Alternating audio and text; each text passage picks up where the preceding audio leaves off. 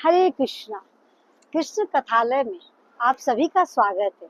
आइए आज हम आपको एक नई स्टोरी सुनाते हैं। एक बार एक गांव में एक जमींदार था और उसके पास में उसके बगीचे की देखभाल करने के लिए एक माली था।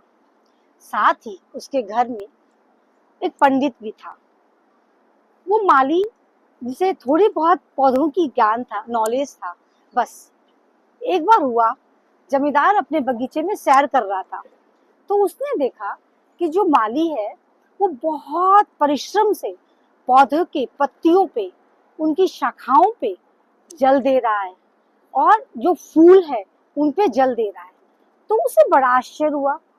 वो ये सोच रहा था माली कि ये जो पौधे के उत्पादक है, पत्तियां, शाखा, फूल, इन पे अगर मैं पानी देता हूँ तो ये बहुत सुंदर से फलेंगे, पनपेंगे।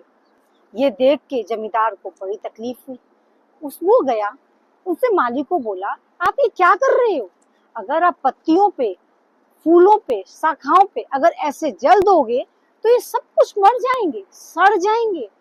अगर आप इनके जड़ में पानी देते हो तो ये जितने भी चीजें हैं ये स्वतः अपने आप जल प्राप्त कर लेंगी। ये बता के जमींदार अपने घर को आ गया।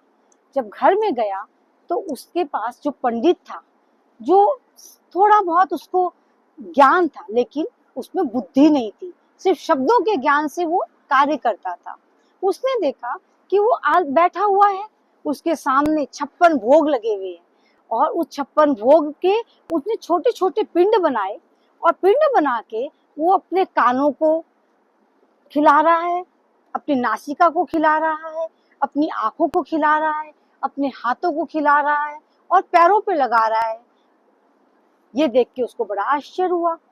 पंडित क्या सोचना ये था कि हमारे शरीर को के लिए ये सारे कितने परिश्रम करते हैं। हाथ परिश्रम करता है, पैर परिश्रम करता है, आंखें करती हैं, कान करता है, तो इन्हें भोजन देना बहुत जरूरी है।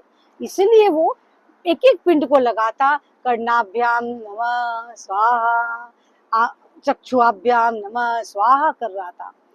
जमींदार उसके पास गया, पर पंडित जी आप ये क्या कर रहे हो?